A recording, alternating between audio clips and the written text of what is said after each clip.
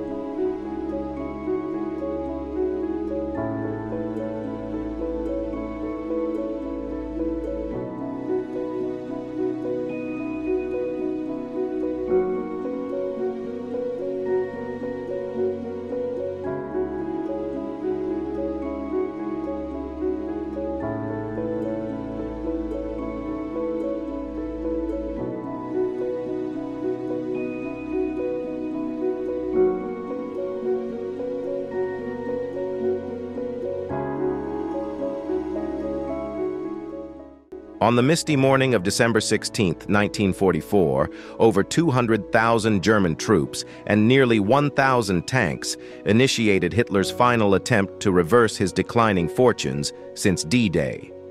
Their goal was to drive to the English Channel coast and split the Allied armies, reminiscent of their strategy in May 1940.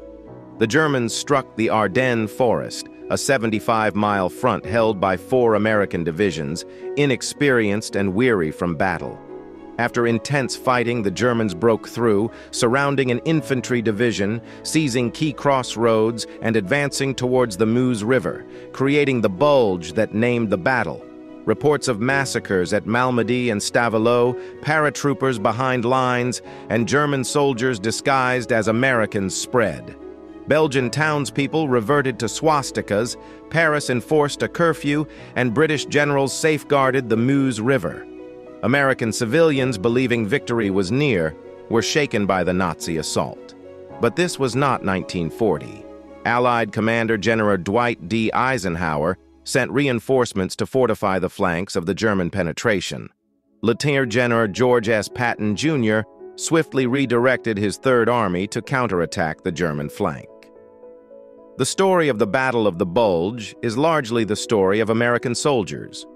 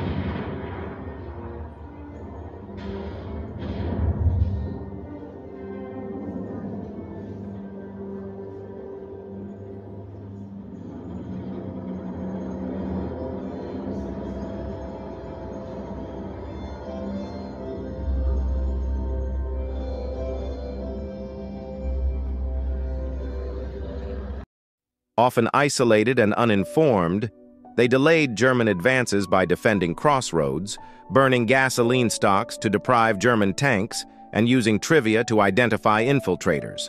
American engineers emerge from the woods and move out of defensive positions after fighting in the vicinity of Bastogne, Belgium. 3 members of an American patrol, Sergeant James Story, Fit Frank A. Fox, and CPLer Dennis Lavanoja, cross a snow-covered Luxembourg field on a scouting mission in Lellig, Luxembourg, on December 30, 1944. White bed sheets camouflaged them in the snow. At the critical junctions of St. Vith and Bastogne, American tankers and paratroopers repelled repeated attacks. When the German adversary demanded the surrender of the 101st Airborne Division at Bastogne, the acting commander famously replied, "Nuts." Within days, Patton's Third Army relieved Bastogne. To the north, the 2nd U.S. Armored Division halted German tanks short of the Meuse River on Christmas. Throughout January, American troops, often trudging through deep snow, attacked the shrinking Bulge until the front was restored, setting the stage for final victory. Hitler would never again launch such a large-scale offensive in the West. British Prime Minister Winston Churchill admired the battle, calling it undoubtedly the greatest American battle of the war. In terms of participation and losses, the Battle of the Bulge remains one of the greatest battles in American military history.